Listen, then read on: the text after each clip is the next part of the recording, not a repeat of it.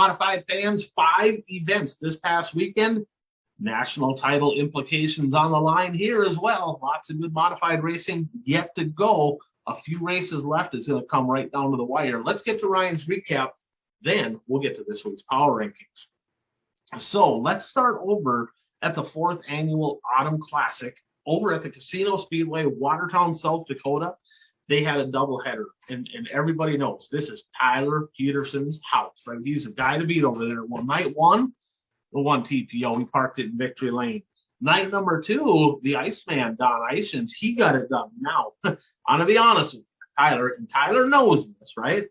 Don Ishins had the best car.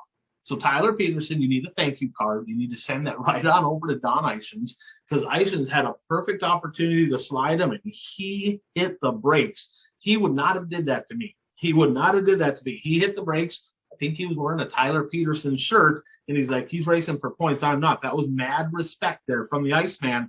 But Ishins had the best car both nights, and they went over to the Granite City Motor Park on Sunday.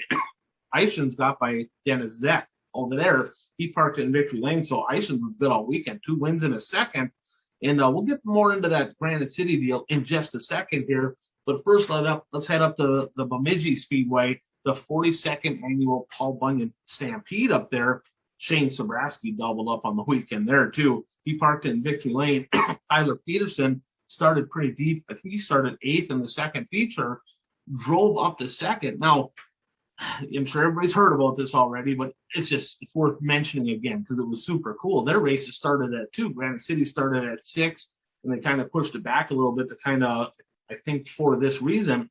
But when the modified feature got done, the TPO loaded up, boom, he's on the road. He's like, I'm going to Granite City. I'm going to try to take the back of the field. They only had 8 cars, so we started 9th. Not a big deal. Shane Sobraski had the same idea. Of course, he ran the Superstock race. He won that. Then he had teching, right? So then he got on the road late. Then he got pulled over. He got a speeding ticket on the way. Needless to say, Sobraski did not make it to Granite City. TPO did. He started deep. He got 3rd. Needed a yellow. I'm not sure if he would have beat Ishins anyway. Ishins was pretty darn good. It would have taken a pretty bold slide job, but when you're racing for a championship, he might have chucked it. And so pretty interesting stuff, but I did not know this, but Dustin Holtquist, he actually, in a Mod 4, he did the same thing. He got done. He got a 2nd and 3rd up in Bemidji, and he said, heck with it. I'm going to load up. I'm going to go do the same thing. And he actually won. So, congratulations. I know it's a Mod 4. This is Mod Power Rankings, but it's just cool, and I didn't talk about it on the show, so I want to give him a kudos there as well. Now, title race down to the wire. Shane Sobraski, I think, is 4 points. I got to look at it. I believe it's 4 points. He's behind Tyler Peterson right now. Maybe 5, 4 or 5. I got to look at it. I don't have it in front of me. Should. But needless to say, 1 feature win. It's going to come down to the wire. Both of these guys have won at the Granite City Motor Park. Both of these guys have won over and in Madison, right? Both of them. They both won in Ogilvie. I know if it comes down to the wire, Sobraski, he's won a bunch. I don't think Tyler's ever won in Superior. It's close. This is going to be really, really good as well. So keep an eye on this. Also this past weekend, the 41st annual Punky Manor Challenge of Champions up at the Red Cedar Speedway in Menominee. The 81 been dominant all year. I mean, it's just rightfully so that he parked it in Victory Lane. He got it done, and he made history as well. Congratulations, Ashley Anderson. A hell of a season. First driver to win the Punky Manor in 3 different classes. He won in 2000. He won the late models. In 2006, he moved up and got it done in the supers. Just kidding. I'm a superstar guy, so I can say that. And then, of course, in 2021, he got it done in the modified. So Ashley Anderson, I'm telling you what, if you watch him get around the Red Cedar Speedway, I mean, it's like he's at home, man. I mean, like, he gets around that place. There's not many people that get around the Red Cedar Speedway better than him. Tip of the cap to him, and he's going to be tough this weekend, too. And then up at the Victory Lane Speedway in Winnipeg, Ward Emery got it done. Surprise, surprise, right? He's parked it in Victory Lane a lot. Again, I'm looking forward to the borders opening up. National champion, former national champion, always a contender. And once those borders up, he's in the conversation just like that. So there you have it. So this weekend, just a handful of races coming up.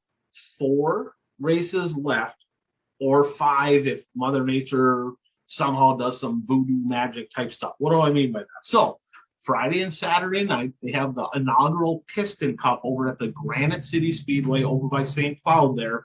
And if it happens to rain out, they do have a Sunday rain date.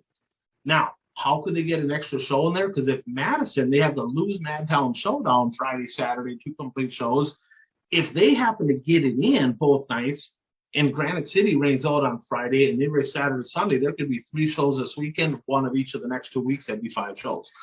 Not likely because Granite City and Madison really aren't that far apart. So chances are if one rains, they probably both will. And then, of course, the Red Clay Class up at the ABC Raceway in Ashland, always a lot of money on the line. You won't see the TPO or the 7A there, although they both said, man, I wish the points were done because we both go there for the money because it's big paying up there. But I get it. You know, you got to race where there's multiple shows. And so let's get to it. The October 1st edition of the BuyRaceShirts.com One to Go Show Modified Power Rankings. At number 10, Brandon Copp. The 22s are going to be a threat this weekend, right? I mean, you take a look at it. Cole SpaceX got a couple big wins in Ashland. Brandon Copp's won there. He gets around that place good. Jeff SpaceX got around that place, won a lot of races. Historic SpaceX deal up there. But Brandon Copp's put together a season.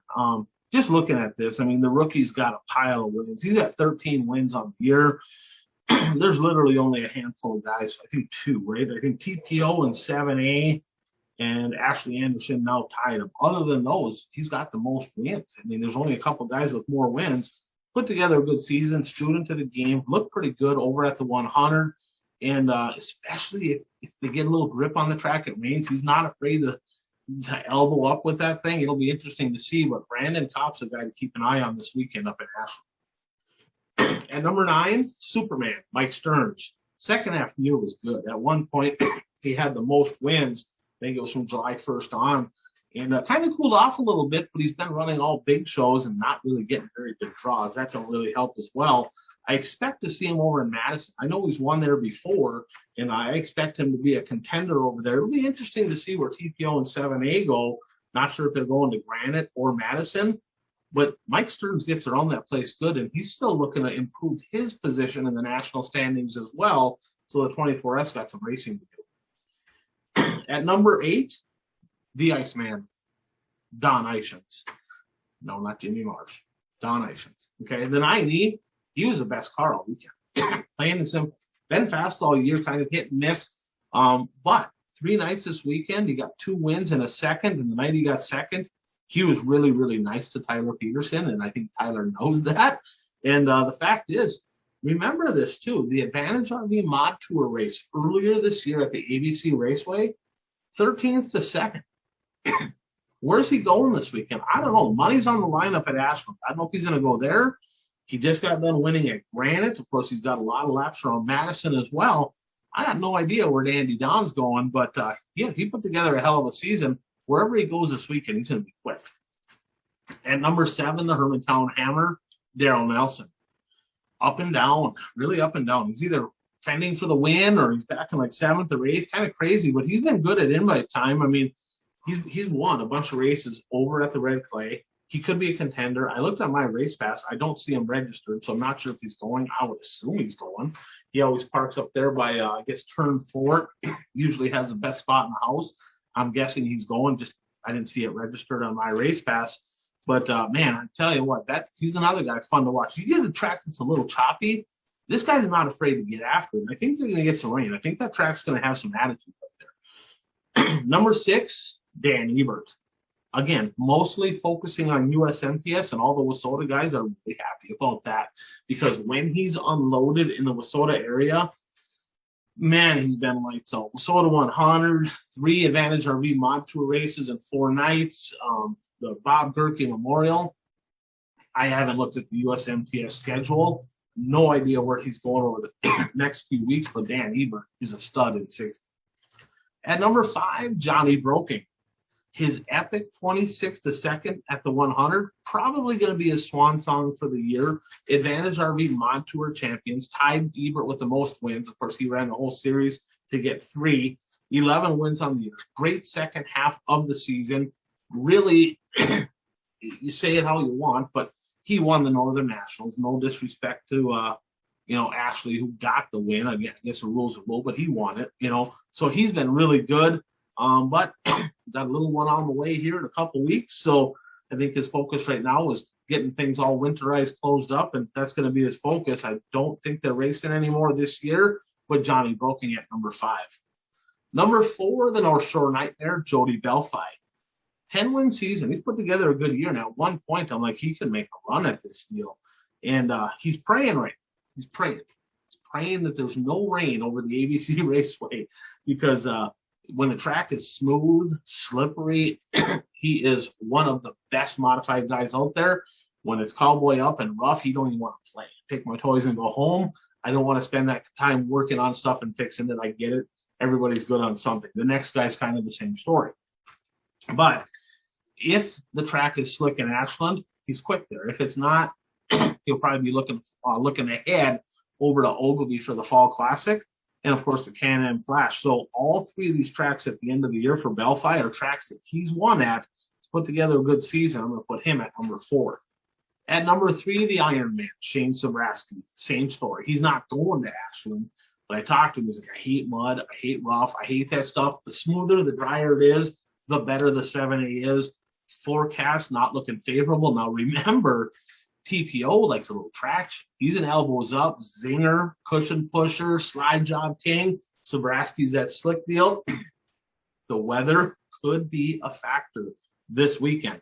So his 2 wins at Bemidji, that put the pressure on TPO, okay? My guess is they're both going to go to Granite. I don't know that for sure. Just going to depend on weather. And 4 shows left, maybe 5, right? But probably 4 shows left. And he's 1 win behind. Keep an eye on that. 1 win will put him in the national point lead. It's coming down to the wire. At number 2, Ashley Anderson. And could very easily be at number 1. But the next guy's been hot. He's been really, really good in the postseason. We'll talk about that. But Ashley Anderson, Punky Manor Challenge Champions winner. Remember, he just won the 444 Memorial for Tanner Byholm at the ABC Raceway, and he thumped him. What's coming up? The Red Clay Classic. He'll be there. Northern Nationals. He had 1 win there.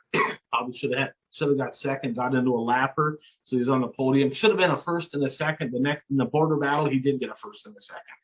3rd at the Legendary. 2nd at the Silver. He's my pick right now. Write it down. The 81 Ashley Anderson. He's winning the Red Clay Classic. And at number 1, the 1 TPO Tyler Peterson. I wrote him off. I did. Beginning of August, I'm like, it's over. Nobody can catch the 7A. And at the time, I kept saying, Shane don't even look fast. Something ain't right with that car. He's leading, he's gone, but nobody else is in the battle. Here comes Tyler Peterson out of nowhere. 14 of 15 on the podium since September 1st. If that ain't performing at a high level when the money's on the line, I don't know what is, right? 2 wins at the sites, 2 wins at the Wissota 100. Big time. Got the win at the Autumn Classic. I mean, he literally came out of nowhere. And could the weather be an advantage for Tyler Peterson this weekend? Not that he ain't good on the dry, and not that Shane Sobraski can't win on the tack. But let's be honest, okay? Shane Sobraski is one of the best in the business on a slippery, dry, smooth, no bumps in the track type of track, right? Tyler Peterson is the best in the business if there's a little character on the track. He's an elbows up, slide jobber, bang the cushion. He's on the pump, right? And if that's the case, and their weather plays into it, and there's grip in the track and a little character, advantage TPO with 4 shows to go, that's a big deal. So right now, the number 1 spot in the October 1st edition of the BuyRaceShirts.com One to Go Show Modified Power Rankings, Tyler Peterson.